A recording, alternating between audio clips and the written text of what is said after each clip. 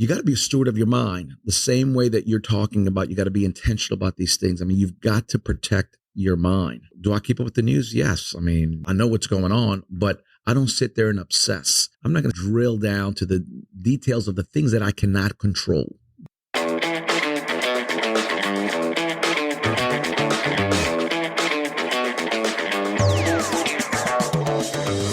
Hello there, it's me, Steve Mellor, and welcome in to Growth Ready, the podcast that allows high performers to reveal the reality behind what it means to ready yourself for growth, the personal and professional challenges along the growth journey, while also allowing the high performance executive coach in me to satisfy his curiosity toward what drives optimal performance.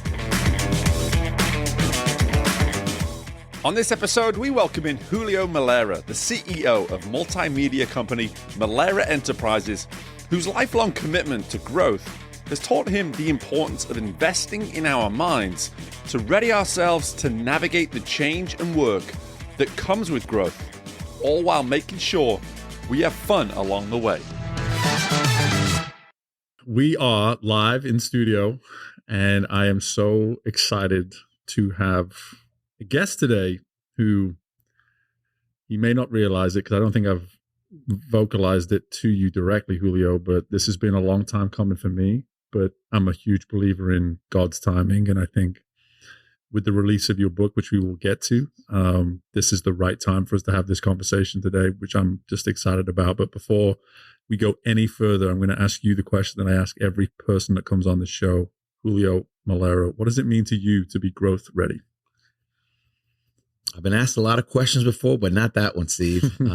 What does it mean to be growth ready? I think to be growth ready means that you're ready to change and evolve, that you're hungry for more, right? A thought that hits me and strikes me as you ask that question is that everybody would agree that growing is a good thing, that growing is a great thing. But the challenge with that is that it demands change. And most people don't want to change. So I think growth ready is all about being hungry and wanting to be transformed and evolve, certainly on a personal and professional level. There's that word, want. You got to want it. Yes. And because you're alluding to so much there straight away is the glamour of growth, the appeal of growth. It can really trick us into this thing that's going to just come to us because we've decided that it's this thing that's out there. It's now available to us, but there's this want. And I would love for you just to help our listeners immediately fresh off the bat here. When Julio Melara says, I want something, where does that process even begin for you? Like, how do you get so sure that not only are you going to pursue something, but it's something at your core that you want to get?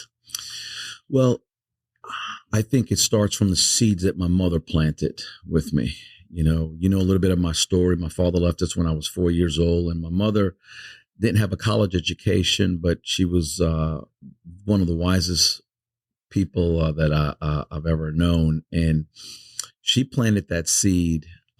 She used to tell me, in this world, son, there will be people smarter than you, with more education than you, from higher socioeconomic levels than you. But there's two things you don't let anybody do. You don't let anybody outwork you or outlearn you. And that seed planted in me as a young man, I've always recognized that you have to be very, very intentional. And so I do. I operate when I have clarity of my goals and objectives. I go after it 100%. And it doesn't matter if I was a teenager or in my 20s or where I am today. It's something that for whatever reason has been very innate in me, and I've always gone after everything with everything I've got. The part of your story that I've come to learn over the years of just getting to know you now in the last couple of years is you typically figure it out in terms of getting what it is you want. Like you to your point, you get so honed in on I've gained clarification around the goal. I've more than likely shared it with the people that I needed to share it with to get their buy-in. And now it's about, let's make it happen.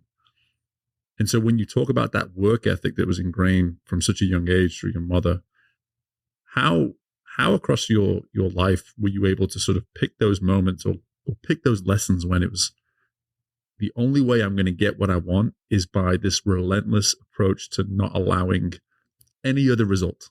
It seems to be once I've got clear on what the result is, I'm going to find a way to make it happen. Like, how did you learn that?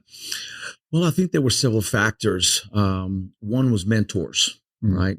I tell a lot of young people there's two ways to learn: mistakes or mentors. And we're all going to have obstacles in life. And, adversity is not prejudice. Whether you're black or white, Hispanic, Chinese, male, female, rich, poor, young, old, adversity is going to visit all of us. And so I think having that understanding that there's always going to be obstacles, there's always going to be speed bumps, there's always going to be challenges in your pursuit of any goal. And it doesn't matter if it's to have a successful marriage, successful business, win a gold medal at the Olympics. I mean, we've got to learn how to overcome. I think, one of the epiphanies that I've had as I've gotten older is that we don't really learn anything when things are easy in life. We don't learn anything when the profits are rolling in and the champagne's being poured, but really through struggle, through suffering, through going through determination or storm. I mean, fighting through those obstacles, right? Even when your mind says you can't. You've got that other voice that tells you, yes, you can, right? And again, I want to go back to the point, mentors, friendships, right? Accountability, so extremely important, not just to others, but also to yourself. Writing it down, right? Most people don't even, I know that seems elementary, but most people don't write down those goals because when you write it down, it becomes a commitment. And most people are afraid of commitments, right? But when you look at that goal all the time, matter of fact, when I wrote my first book, and look, there's what I've learned over the years is there's different ways to write books and different people have different flows. But I started with the end in mind. I actually came up with the cover, design of the book and the title, and I put it on my mirror. And I would look at that thing every day and it would aggravate me because there'd be weeks I didn't have time, nor that I have the desire to write anything. But every time I looked at that end goal, it would just speak to me, right? And I'm like, oh my God, this was my goal. Let me get back to work. Let me get back to plowing. Let me get back to writing, right? And so beginning with that end in mind and constantly having that vision in front of me really helped me. And it still helps me today. Yeah. And that there's no doubt the power of vision can have for a person, and something that there's that word accountability again. And a lot of the work I do today, I try to help folks navigate from this. I want someone to hold me accountable. And then how can we move to, how do I become accountable? How do I practice the art of accountability myself, where I'm not having to have someone tap me on the shoulder. I'm not having to have someone text me every day, where I don't need that person at the gym waiting for me every single morning just to simply go work out. How do I become accountable? And the act of this visionary practice that you were able to implement way back when you wrote that first book, for someone listening to this, what might the most basic version of that look like? If we're trying to detach from, I need that person to literally hold me accountable, to you created the accountability yourself so that you could see it and become accountable to the vision. What might someone who's just stuck making that or creating that accountability do as just that basic first step? I think it starts exactly what you said. Something basic. Number one, write it down. I think number two, you got to start developing positive habits, because you're going to need discipline, right? Mm-hmm. You're going to need discipline, and discipline is going to take you a lot further in life than desire. A lot of people desire to lose weight. A lot of people desire to be successful. But if you don't have the discipline, and what people don't understand is that discipline births habits, right? If I do something, depending on which psychologist you talk to, 30 days in a row, 45 days in a row, right? Then that discipline can turn into a habit. And our habits really determine our future. And so I think it begins with writing it down, having clarity. What is the goal here? Mm-hmm. And then 2, what are the habits that I need to develop? Okay, I may want to lose 25 pounds. Right? I'm not going to lose it overnight. Okay. What does it start with? Hey, maybe a gradual walk, my eating habits, right?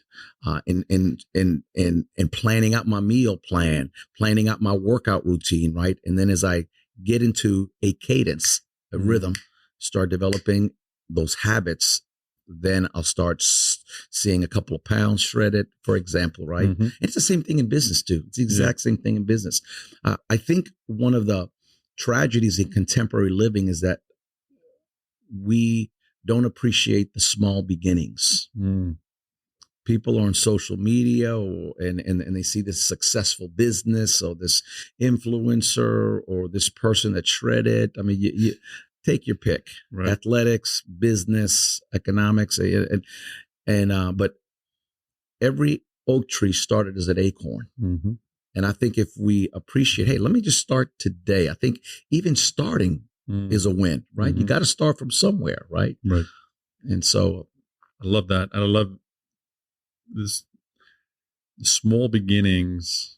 And even that metaphor, I almost want to take your metaphor and expand upon it in the sense of, any tree, any plant, in order for it to start growing upwards, it must first grow its roots. That's right. And those small beginnings. I mean, I was just joking with you right before we started. I've come from 4 back-to-back coaching sessions today. 2 of the 4, we talked about for the 3rd or 4th session in a row, the same commitment. And in my world, whenever I hear the same commitment come up again with no action taken, my goal is not to judge the lack of action. My goal in that moment is to ask, okay, how do we strengthen the support or anchor the commitment with something that's going to turn it into an action? Because right now, clearly it's lacking enough root. It's lacking enough anchor to take you to that initial small first step. And when you think of, for instance, in your story of the first book that you wrote, I'm just curious, like for any significant decision that you've made over the course of your life, like you taught, that's the way you answered the first question. We have to evolve. We have to change. Let's look at it through the lens of evolution for you. When Julio Melara has had a moment in his life where he's just overcome by this need to evolve, or overcome by this need to change, what typically is that anchored in? Like what typically is the root cause for you feeling this need to grow, this need to change? That's a real good question. I think for me, again, I said this not long ago to an audience, but getting older sucks, but it has its advantages, right? And I have so much clarity. I have a lot of scars. I have a lot of mileage on my tires now. I have a lot of experiences, good and bad. And so I have a lot of clarity. And when you have clarity, it's a game changer. And so what I know is that you can never exhaust your capacity to grow and learn. That's what I've come to understand. You know, one of my favorite proverbs says, through wisdom, a house is built. Through understanding, it's established. By knowledge, its chambers are filled with beautiful and precious things. And it's a metaphor for our lives, right? So I'll re-engineer it. Through wisdom, we build our lives or our career. Through understanding, we establish our lives and our career. And by knowledge, right, the things that we put in here, right, we fill our minds and our lives with beautiful and precious things that help us understand life, business, finances, whatever it is. And then we can make wise decisions. They're going to give us the outcomes that we're looking for. And so I just want to continue. I want to die knowing that I gave everything this life. I do not want to have any regrets. There's a book called Life is a Gift and by the Fishers. And I'll give you the cliff notes, but what they did was they surveyed 104 hospice patients from the ages of 4 to 95. And within 6 months, they were all gone. And the one common thread amongst all 104 patients was regret. And I made a decision years ago that I have a lot of areas I got to work on. My wife will tell you that. But we have the same wife. Yes, exactly right. But one of them is that I don't want to leave when my career's over, when I'm done with this life. I don't want to have any regrets. Yeah. And so that's how I live my life. And I'll tell you the other thing that comes to mind. One of the great epiphanies I had was with the great legendary coach. It's one of the highlights of my life with legendary coach John Wooden from UCLA, right? 10 national championships, 4 undefeated seasons. And I had the privilege of having dinner with him twice in 6 months. The second time, though, was private. The first was with a lot of people in Atlanta, but the second one was in Cabo San Lucas. And I'll never forget, he was 95 years old and sharp as a cookie. Yep. Right? Could quote poetry, scripture. I mean, the guy was just sharp. Moved slow physically, but sharp mentally. And I asked him, I said, Coach, how are you so sharp? And I'll never forget what he told me. He paused for a moment and he said, Julio, every day I use my mind muscles. I do word puzzles. I read, I write. He goes, never forget this, son. You will lose what you don't use. Your mind, your muscles, and the gifts and talents that God has placed inside of you. And I think about that often because the data, the science says that every single human being has 3 to 5 areas of excellence. Some call it talent, some call it gifts, call it whatever you want to call it. But we are to continually be developing those gifts and talents. And really, they're not for us, right? They're for other people. Right. And so that motivates me. That continues to help drive me to continue to want to grow and learn. I love that shift. Just that you were making it. Obviously, the insight from the legend of Coach Wooden, which is clearly a challenge to you, the individual, of what you can do with what you've been blessed with. But to shift towards, well, and again, correct me if I'm wrong, but I feel like I'm hearing this, is that maybe the greatest way to create that accountability for oneself is to see our gifts as a service to others. Yes, I think that's very well said. You know, my other epiphany, Steve, I don't think that you or I or anybody else watching or listening to this is here on the earth because they're a good person, a good guy, or good gal. I think that they're here. What I have figured out is we're all here. You're here because somebody needs what you have. I'm here because somebody needs what I have. We may not be called to everybody, but somebody needs the gifts and talents, a piece of each other, right? That's why the world exists. And so that's kind of been my frame of reference, you know, as I go through even my, you know, when I have my own hours of doubt and unbelief, right? Because you got to fight those voices, you know, that attack us daily. And, but that's my frame of reference. Hey, I got to do my best so that I can give my best to others today. Yeah. And I mean, for me personally, I'd heard those insights, and then you start having kids, and then you just go, man, it becomes so real at that point. And I'm not saying that everyone has to do that just to simply get this perspective. My point being is that I'd like to believe that we all have that particular sliding door moment in all our lives where something happens to us and we have the choice in that moment. This is our sign. This is our sign to start making our talents and what it is we bring to this earth about those around us, whether that be as a parent or because you got that promotion and now you're overseeing certain people, or you started that business and it's something in an area where people need that service and you need to be the first one to recognize it because when you do, typically that a little extra effort to get that service out there, to put that website together, to put those boots on the ground and network, you're going to always have that little bit more extra, right? That's to, right. to lean on that. Yeah. This feels like way too good of an opportunity to segue to the book for a moment. And again, I was like, maybe there'll be even better segues in the future, but we're just going to go with this one. We're going to go with this one. Mental Snacks 2, Investment for Your Mind and Fuel for Your Life. I'm hearing two very different, I guess, benefits to what can come from one, investing and understanding the mind. Before we even get to what the book's about, why did Julio Melara feel the need to write this book right now? So, people were asking me, when I came out with Mental Snacks 1, I have some clients all over the country that have just gobbled all those mental snacks. And I actually had a client say, hey, when you coming out with your next mental snack? I go, because I'm actually working, I have another book coming out later this year that's on mindset. And, but because on my website, I write a weekly, sometimes bi-weekly mental snack on any topic. I had over 300, so I selected the top 100, and I edited them, I cleaned them up, and I put them in volume 2. Beautiful. Yeah. So it almost sounds like you just overloaded and overwhelmed with wisdom, courtesy of yourself from your own organic thoughts, and it's just like I got to put this stuff on page somewhere. I got to put this on page. But I'm curious, like, what is it in the way you work with clients?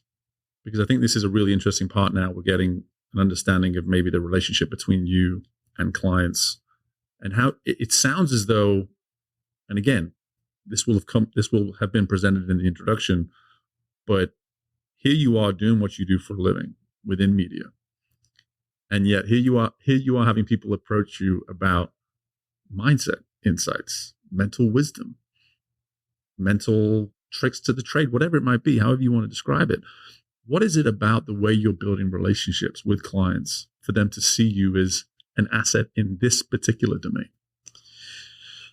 Well, I think it's really my my philosophy, right? And my approach. I love helping people. I love building people. I love encouraging people. My mother was an encourager, and I'm an encourager, right? I don't let jerks work in my company. Everybody knows that's one of my golden rules, right? We have a very positive environment, not perfect by any stretch of the imagination, just because there's human beings, but our culture's by design, not by default, right? We're very intentional. We live out our values. While we have a lot of imperfection, we definitely live our values. And so I think that consistency, right? You got to practice what you preach. It's a lot easier to preach things. It's a lot different. It's a lot harder to live them. And I think that when people see that authenticity, it transcends. And I'd like to think that certainly I try every day to live my values and to serve others. We have our own sales philosophy is built on 4 pillars. Hey, we want to give value first, always. We want to build long-term relationships. We want to be creative and think outside of the box for solutions for clients, right? Because it's not a one size fits all. And you got to have fun because in the world, you're going to get a lot of rejection. You're going to get a lot of no's, but you got to make it fun, right? I mean, business is serious, but it's got to be fun because this is what we do every single day. Yeah. Right. Yeah. You gave me the opportunity to talk to your sales team when I was still cutting my teeth in this world that I'm operating in now. And I remember hearing this fun element, and it's very timely that we're even bringing this up because for me, and one thing I've been encouraged by tens upon pretty much hundreds of listeners at this point is like, Steve, you spend so much time asking questions to these guests of yours. Give us a little bit of you from time to time. And I'm gonna hog a little bit of the limelight here for a moment and just say, like, fun is an area in my life that I have under the microscope right now. Because here I am as a guy, I love to cook and I make time to cook. I love to travel and I make time to travel. But when I'm cooking, I'm not in the cooking. When I'm traveling, I'm not in the traveling. My mind is elsewhere at times. And I cannot help but think about that in regards to this sales team, for instance, of yours. Like, part of part of what you sign up for in sales is you live it, right? You live it. You got to be in every room you're in is an opportunity to close, right? That's right, ABC. And That's so right. you're thinking that way. And yet here you are saying, no, listen, having fun is so important. It must be a pillar. And I'm curious now, going back to even this term accountability, how do you hold a sales team accountable to ensuring they're having fun? Because I think a lot of people can benefit from hearing how you maybe answer that is having fun. Wow, we're on a show about growth ready. We got to grind. We got to do the work. We got to be willing to change. How does one have fun? How do you find the fun? Yeah. Well, and I equate fun to laughter, right? Laughter is good medicine for the soul, right? So like one of the things that most people don't know, whenever I travel, my wife and I, we like to go to comedy clubs or improv shows and just go laugh. Yeah. I mean, there's nothing good like a good belly laugh, right? So first of all, at our organization, we have what's called the Culture Club. So these are about there's 8 or 10 of them that are part of the Culture Club, and they come up with at least once a month. We have 2 big functions for the company a year, but every month, if not every other month, they come up with something that's fun oriented, that is entertainment oriented, so that we can integrate that. And you have to plan it, just like you have to be intentional about your work. You got to be intentional about the fun, about the laughter, about the play. Because again, the data is very, very clear. I'm going to tell on myself here, but I was very, very jaded in my 20s. I was so obsessed with success. I never liked to take vacations. I'd rather be making money than spending it. And I was wearing myself out. I thought that more hours equaled bigger badge. And what I didn't realize is that by not disconnecting, I was not being as creative or as innovating. And the data is very clear. And I can tell you is one that, because I practice this now, you have to disengage. You have to go. A lot of success is about energy management. And you have mental energy, spiritual energy, emotional energy, and physical energy. And a lot of people in this country have the misconception. They think stress is a bad thing. Matter of fact, the science just shows just the opposite, right? Stress is is really not even the issue. They think it is, right? I mean, if you go to the gym, you gotta, and I'm lifting, if I want to get this bicep stronger or bigger, I've got to lift heavy weight and stress the muscle, right? And then let it recover, right? And get back. The issue is not stress. The issue is replenishing our energy. We're not good at that in this American culture because we're so obsessed with productivity and success. We're not replenishing our energy. There's a reason there's a Sabbath day, right? There's a reason why rest is important. There's a reason why sleep is important. That's been a big deal for me. As a matter of fact, I have a little bit about in my new book, the importance of sleep. I had no idea how valuable a good night's sleep is. And it's not just for athletes, it's for us in business. Yep. Yeah. And I got a 5-year-old and a 4-year-old right now. And no matter how much I try to protect that sleep, brother, they still come into my bed at night. They run a half marathon on my back somehow. I don't know how he does it. My son every night. I've been in that season. You've been in that bed. It's just a season. It's just a season. I'm taking the season for what it is. I'm taking the appreciation for it for sure. But that word productivity is it's almost a trap, because if we really get into the heart of the word, it's that outpouring of energy. What energy are we getting out? What result are we getting out? And we hear the word productivity, and for whatever reason, we've been trained to think of that as do, keep doing. And that's really not productivity. That's just doing. That's right. It's doing for the sake of doing. That's right. Again, I appreciate that you learned that lesson in your 20s, into your 30s maybe. And here I am, man, I'm just 4 years into business ownership, and I fall into that trap every month at some point. And I'm fortunate to have created the support system I need to get out of it quickly. But how do you maybe help anyone, again, listen to this, who is just insistent on, no, the only way is by doing? This whole recovery thing, more sleep, getting away to just create the space for creativity to return. how are you talking to that person right now who's maybe adamant that that can't possibly be the way? Yeah. Well, it is in the data, in the science, and even the spiritual application, all very aligned on this topic. I would say that, for example, there's one study that says that the average worker really only works at 70% of their capacity, right, during the day.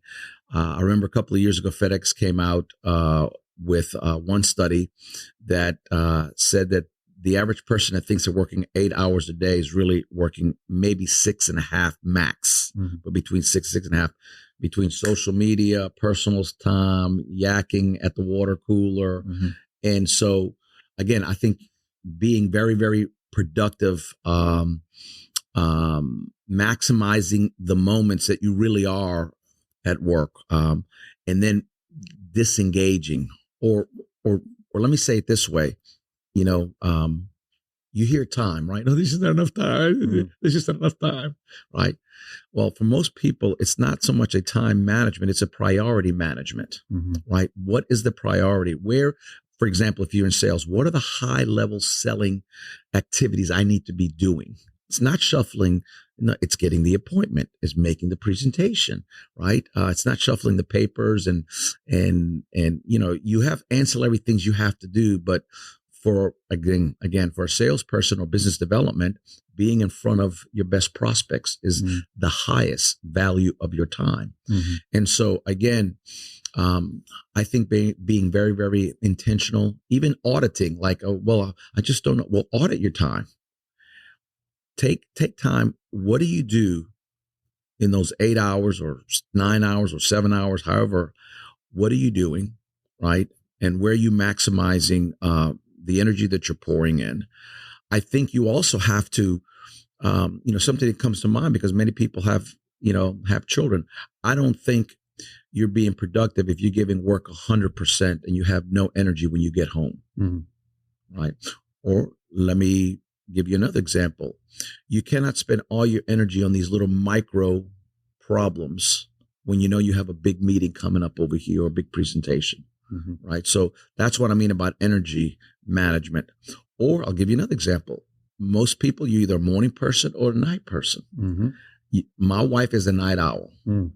And don't talk to her until she has a cup of coffee in the morning. I'm just the opposite. We're married to the same woman. Right, I'm telling you, right? I am a morning person. Yep. And so I like tough meetings in the morning, tough negotiations in the morning. At the end of the day, I'm very irritable. I don't like to have tough meetings. I'm just mentally and emotionally and spiritually and even physically, I'm just not, I go to the gym in the morning. I do my reading in the morning. I do my writing in the morning. I do my Devo time in the morning. I'm energized. I love mornings, right? But towards the end of the day, man, it goes down. I got you. I think we got you right just as the peak, as that we're maybe on the downslope, but we got you early enough in the day where we're not we're far from the bottom, which is good. But next time we do this again, we'll do a 6 a.m. Hey, man, I love it. I love it. But what I always love about the way people title books is that a lot of the time we draw people in with the title. And typically the subtitle is what really tells the story of what it is that the book's about. An investment for the mind and fuel for your life. So much of what you're articulating here is that fuel, and for you personally, you just went into it there. You're a morning person. You hit the gym. I know you're a man of God, and you read scripture and you make time for people right off the bat. And even hearing that you typically get a little bit down towards the end of the day, I've seen you at many evening events, and so you find the energy from somewhere. Talk to me about just when you think about the way you're seen, because you must know you're seen as a man of energy. And why does that? Why do you? I mean, I have to assume you pride yourself on that. And why do you pride yourself? I do. So, for whatever reason, I've shared this story to a couple of times, but this is very important. So about 14, 15 years ago, when I used to go to the MBA school over at LSU and be a guest speaker, I remember the students would ask me, so what do you do as a CEO, right? And I would go, strategy, mission, blah, blah, blah, blah, blah, blah. Well, go back 5 years later, right? And I'm evolving, right? And so, hey, so what do you do as a CEO? And I go, I allocate resources, human capital and blah, blah, blah, blah, blah, blah, blah. Mm-hmm. I just found out what I do. I have clarity 5 years ago. Okay. What I do as a CEO. I just found out. So they don't teach you this in business No, school. they don't know, man. But again, this is part of what growth, evolving, right? I do 4 things every day as the CEO of my organization. I lead with purpose. I serve people. I solve problems, and I bring the energy. And I think that's what I do every day. So I've got to be prepared for my people, and my people meaning my employees, my vendors, my customers, my competitors. So I think energy is a big deal. I think every one of us has a vibe, and it starts in here in the mind, right? As you said, my faith is very, very important to me. I know not everybody has the same journey, but what I do realize is that every one of us is existential. I don't know one human being that's not looking for meaning or purpose in their lives. Everybody. And so for me, I figured out St. Paul said in scripture, he said, do not be conformed to this world, but be transformed by the renewing of your mind. And what I believe he was saying, paraphrase, is don't let the junk, the cynicism, the limitations of this world latch onto your mind, but constantly reprogram your mind. Feed it the right information, feed it the right education, right? Because whatever's going in is coming out. So I learned in my mid-20s to be a good steward of my mind. And the data is very, very clear, right? 80% of our success is based on our psychology. That's a big percent. It's huge, right? And so, like that great proverb, as a man or woman thinketh, so he or she is, right? And this is why it's extremely important of what we put in here, what we're reading, what we're watching. I don't hang out with negative people, man. I don't hang out with toxic people. No. I like to be around people. This is one of the reasons I've always enjoyed being around you. You've got good energy. You're going places. You want to continue to evolve. I like to get around friends and people that challenge me. I not only have a couple of older mentors, but I also have some younger mentors. I have mentors from the next generation because I want to stay on top of trends and things that are going on in the world. Right? Yeah. And I love that you took that where you did in terms of deep down, we want meaning, we want purpose. And yet so few people make that a priority. Yes. We allow the noise to get in as you alluded to. And I think about my own journey and the amount of, it seemed like such a scary step to step into business ownership. And yet I've never had greater clarity in my life because I'm following my meaning and my purpose. Is the risk greater than it's ever been? Of course. But the reward right now is every day I get to show up with the greatest amount of meaning and purpose in my work. And this is not my cry to people to everyone to start a business tomorrow. My point being, be selfish.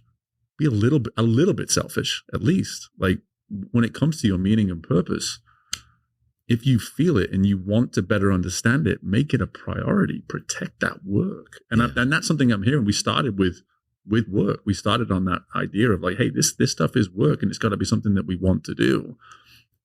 When did you learn that you needed to make the mental side of what you do not only a priority, but it was going to be work? Like how quickly were you able to make that awareness, I guess, in terms of, hey, not only is it enough for me to be aware of this stuff, but I got to make time for it. And it's work. It's a process. Yeah. Well, again, when I had my spiritual awakening and I read that, I told my wife, if I die, put that on my tombstone.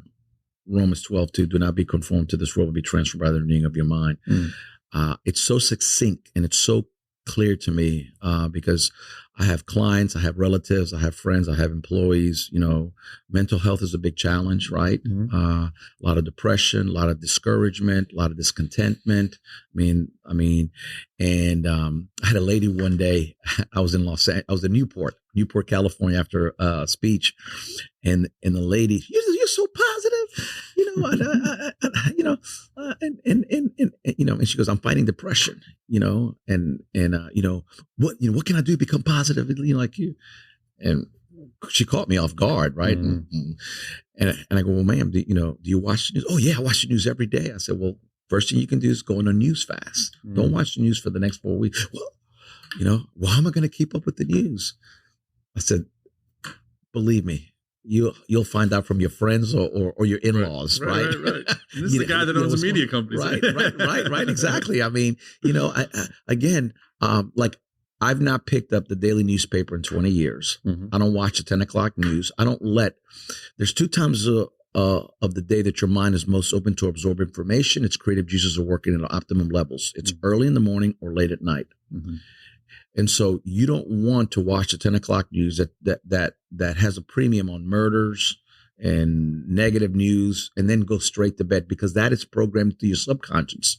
And that's what I think you got to be a steward of your mind the same way that you're talking about. You got to be intentional about these things. I mean, you've got to protect your mind. And I'm not saying, again, do I keep up with the news? Yes. I mean, I know what's going on, but I don't sit there and obsess. It's almost like when I took speed reading classes. You read headlines, you look for keywords, but I'm not going to sit there and drill down to the details of the things that I cannot control. Right? Why would I waste my time and energy going down that rabbit hole when there's opportunity and possibilities and positive things going down this path? But people don't think about it. No. And again, it's the intentionality. It's being aware, and the way the world is now operating, it's so easy to fall into the trap of the treadmill. We can just hop on the treadmill that is life, and it just keeps moving, and we're allowing what's surrounding us to work its way in. Well, I want to go back something you said about risk, right? Because again, if you don't take the risk, starting your own business, getting out of your comfort zone, right? Whatever it is. Dan Barnett, the former voice of the Tigers, he gave me one of the greatest quotes. And I remember like it was yesterday because it impacted me. It was 1999. It's also an amazing voice that's delivering the message. Delivering the message. He knew that I'm a quote fanatic. Yeah. Right.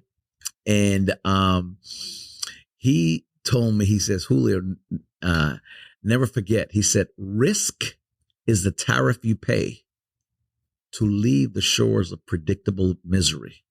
Wow. Risk is the tariff you pay to leave the shores of predictable misery. Good grief. Right? Yeah.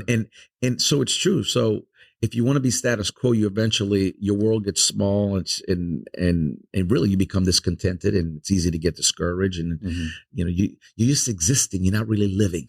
But when you're being stretched, when you're going through a tough time, right? And you're pursuing goals, right? You keep evolving and growing. And again, if you have that attitude, you eventually reach your potential with no regrets. Yeah. And I'm curious, now that you brought up that word risk again, what have you learned? What have you learned from taking risk? What has risk taught you when you look back on maybe some of the biggest risks that you've taken in your life? There's a price to pay. For taking it and not taking it. And we've got to decide up front what price you're willing to pay. And again, I now look at risk. As a matter of fact, hopefully this will help some people that are watching. When I was younger, let's just talk about business deals and opportunities and investments. People would come, and when I was younger, I was hungry. I wanted to make money, and people would bring all these, and all I would look at is how much could the money make? How much could I make? Young, naive, then you get burnt and you make some investments. And today it's just the opposite, right? And I get deals a lot more today, right? Sure. But I look at the downside. When I was younger, I only looked at the upside, but the first thing I look at when anybody brings me a deal is what is the downside, right? I'm looking to mitigate my risk. And again, sitting on a bank board and being in loan committee, that too. I mean, hey, do we want to loan money to this individual? I got asked to sit on a bank board at the age of 32, right? I'm now 20 something years into that now. And what I learned there is that, and this is about risk, when I put on my banker's hat, I don't lend money to a business. I'm lending it to a person. Sure.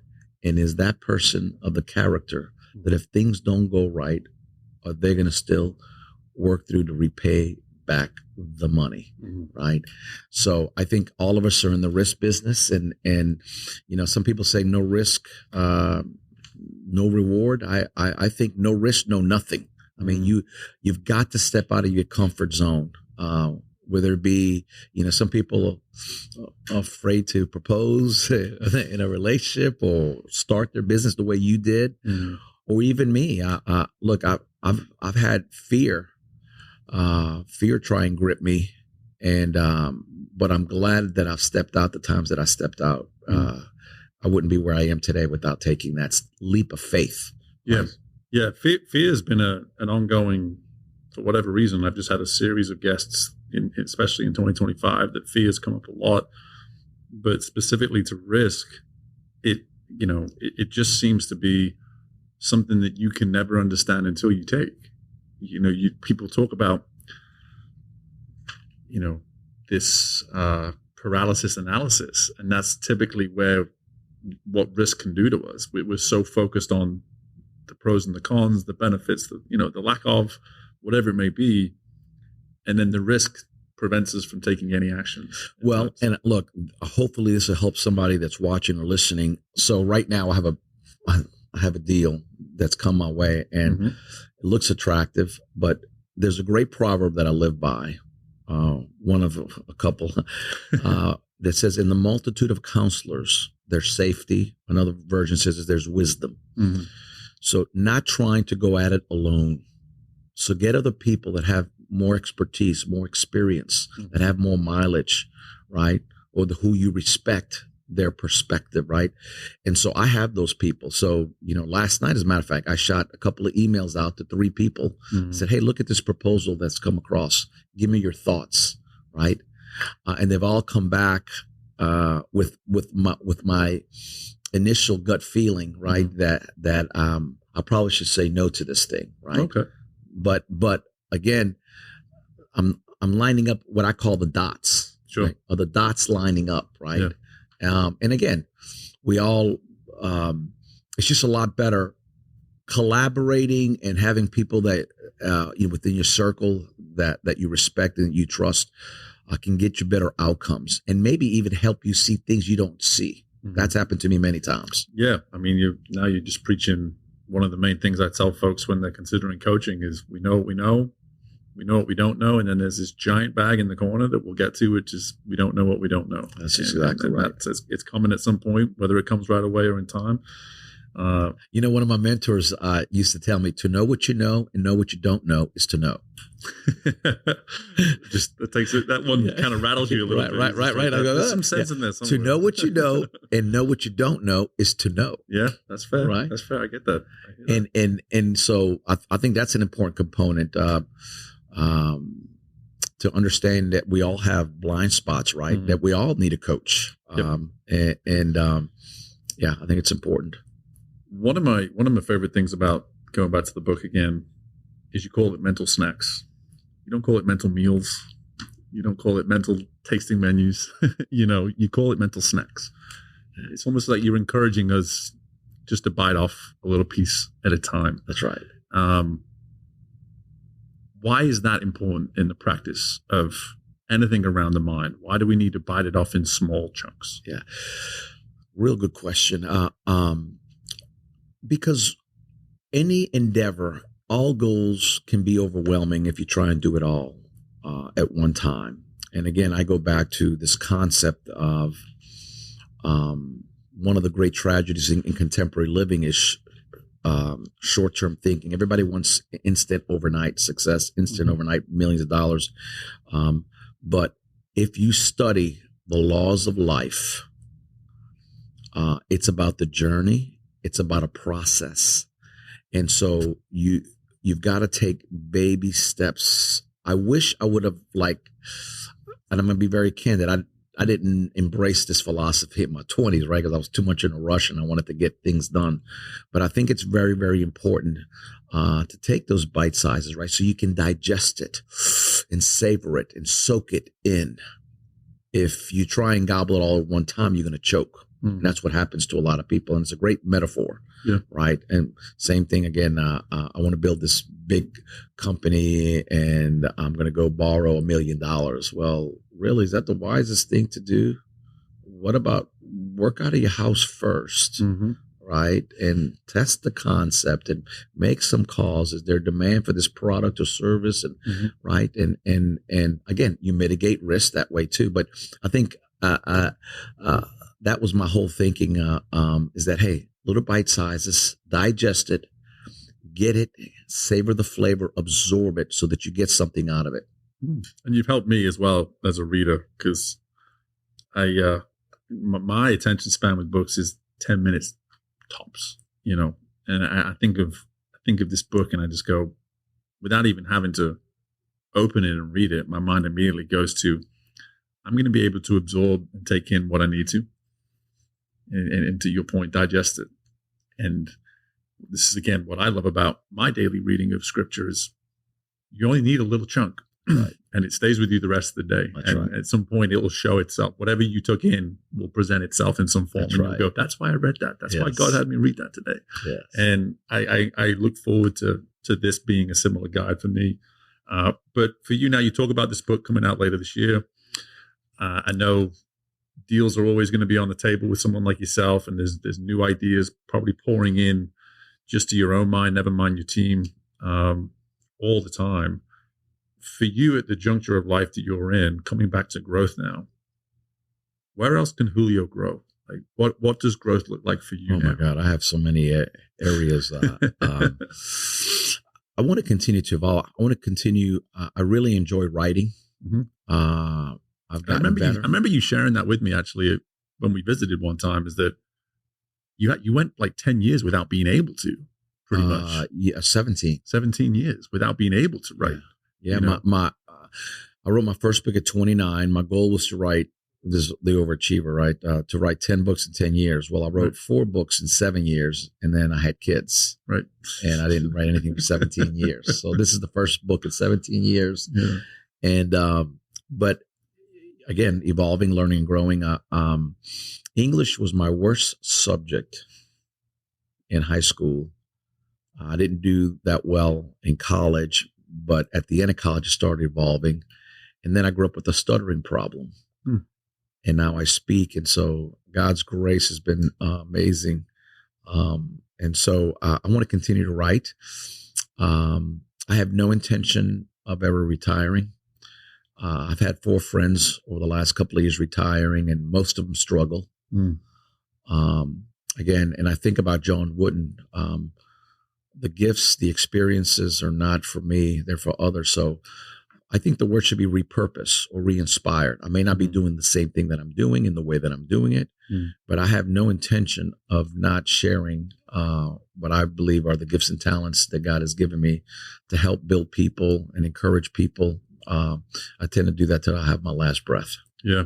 And I think that's what I've you got a few years on me, man. We're not gonna start shouting out numbers here, but even though my hairline hurts me right now when I say that, or lack thereof. But for me, I've already started thinking that way too, 15, 20, 25, 30 years. And my wife looks at me now and she says, why do we even talk about retirement? I don't see a world where you ever have nothing to wake up for, so to speak. Like, yes, you're always going to have something to wake up for. And I see you as someone, whether I've ever shared this with you directly, but I do look at you as an example and as a mentor to me, because thank you. What I see is the ability to shift our talents in the certain chapters of life that we're in right now. It's important for you to be the CEO, and has been important for you to be the CEO that you've been for as long as you have been. But you have all this runway ahead of you where you can become the writer you've been unable to be for the last 17 years. And you can become the speaker maybe that you've been unable to be for the last 17 years. And I think that's a message that we all need to hear, is that so often we think once we've committed to a lane, that's it, that's our lane. And you're living proof. The lane is whatever you want the lane to be. That's right. For that chapter of That's life. exactly right. I think that's very well put. The world's so big. And I know you've traveled the world. I think in this culture here in the U.S., we don't appreciate enough of the world, meaning the different music, the different foods, the different cultures. I love traveling. I want to continue to do that because I just love learning about other places and peoples and food. I love history. And so again, the world's so rich. There's so many things to see and do.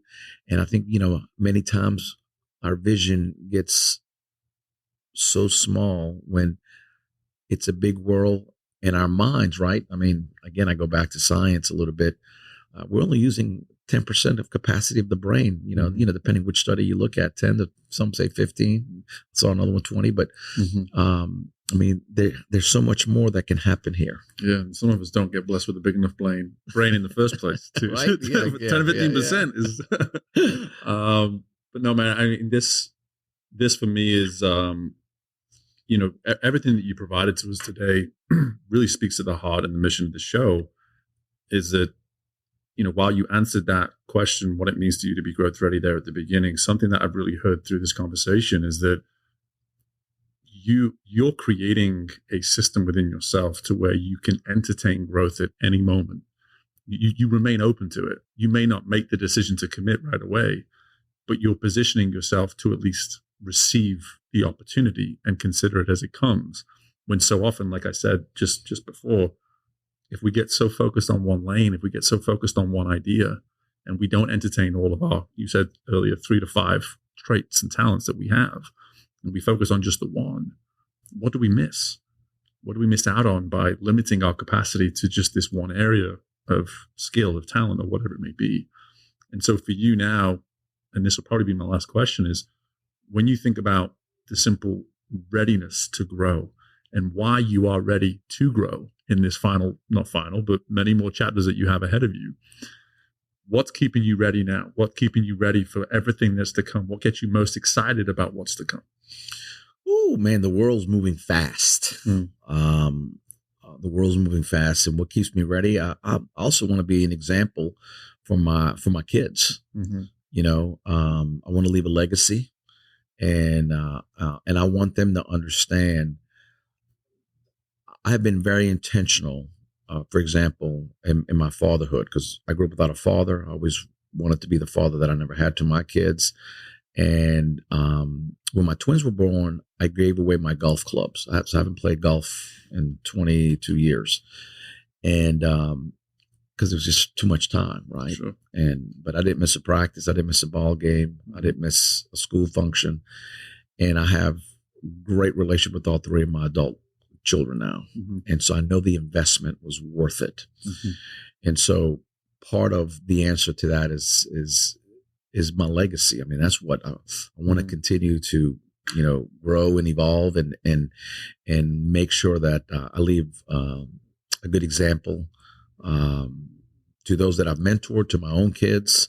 I actually have I started a young leadership council at my company, and it's 6 employees in their 20s. Nice. And I take them to a nice restaurant. We get a private room, and for 2.5 hours, I mentor them. And I'm trying to do a brain dump. Awareness and EQ, leadership, resiliency, and mindset. And so I'm trying to impart into them and deposit in them what I wish I would have known in my 20s. So that fuels me. Yeah. And when I see them grow, and when I get the notes and say thank you, it just fuels me. Yeah, I feel that. And legacy is something that's come up from time to time on the show, and something that I've noticed always seems to drive the desire for one to leave a legacy is the quality of the relationships you make while you're here. And if those are fruitful, if those require everything, you have to bring all of yourself to the table every time. That almost feels like this necessity around legacy, where it's like, I did all this work around relationships. Now I got to leave something. I got to leave something for them, hopefully, to go pass it along, whether it be someone as direct as a child, or, those that you get to work with, or just be in the same room as frequently. It just sounds as though the more we pour into those relationships, the more aware maybe we become of our legacy and the need for one. Yeah, my favorite poem is called "What Will Matter," and sometimes I use it in my closings. But there's a couple of lines in there that someday it's all going to come to an end, right? The accomplishments, the trophies, they're all going to fade away. All the achievements are going to fade away. And at the end of the poem, it talks about what will matter, right? And it doesn't matter what side of the tracks you were born in, the color of your skin, what education you got. None of that's going to matter. What's going to matter is that who's going to miss you? Who did you pour into? What relationships did you have, right? And at the end of the day, this life, business, is about relationships. So I think you hit the nail on the head there. For me, I value that. I value relationships, and look, some are for a season, some are for ever, and some are for a reason, right? I mean, but regardless, I always talk about this at our place, is that even if you only work for us for 1 year, I want you to have been a better person for being connected to us for that 1 year when you leave, right? And so again, that's just part of a philosophy in our value system. Yeah. Well, you're living it, man, because I'm a better person for knowing you and having gotten to know you, and I appreciate you allowing not only myself to get to know you over the years, but through this interview today, and allowing our listeners to just get a teeny type of an insight around. No, well, let me thank you, man, for what you've done for me and our organization. And I just, one thing I respect about you and admire about you is your heart. You have a passion to help people, and you know what? That's all about relationships, man. Yes, sir. Yes, sir. Well, learning from the best, right? Mental Snacks 2. All the information about the book is going to be in the show notes. Everything you need to know about Melara Enterprises and Julio is going to be in the show notes. But for right now, Julio Melara, thank you so much. Thank you. It's been a pleasure. It's great to see you. And my thanks again to Julio for joining us on this episode of Growth Ready. And there was something specific that he provided that I think is so worth re-emphasizing right now, is that we have to use what we have. He got that from Coach Wooden, if we don't use it, we lose it. And when I think about some of the conversations we've had recently on the show, it's been a consistent message from our guests, is what does it mean to actually not only understand what it is that we do well, not only what it means to do the things that we feel called to do, but then to be consistent, to be disciplined about it, to make it something that is an all day, every day in some way, shape, or form. What is that practice? What is that line of habits that you're going to create that result that you know you're capable of achieving? Julio made that abundantly clear through a number of different insights. But what I loved about that one insight, courtesy of Coach Wooden, is it really puts that pressure on us. And it's okay to have that pressure, to have that expectation on ourselves, to say, if we don't use it, we will in fact lose it. So my question to you is, what is it that you're not currently using that you need to be? Because the stakes are so great that if you don't, you will lose it. So get clear on that one area of yourself, that talent, that goal, whatever it may be, that you need to start using and committing to more consistently in order to see the fruits of that work soon. Again, my thanks to Julio for joining us today. And as always, my thanks to you for choosing to join us, for choosing to be part of the show. In the meantime, make sure you are subscribing. Make sure you're taking the time to leave a review of some sort. We always love that you clicking on that 5th star. There's no reason to click on any other star. The 5th star is the right star to click on. And in addition to that, don't be selfish. Share the show. Get this to your people. If there's someone that you know could benefit from the messages and the insights courtesy of Julio in our conversation today, make sure you're sharing it directly with that person. Best of luck with anything and everything going on in your world. I look forward to doing this again with you very soon. Bye for now.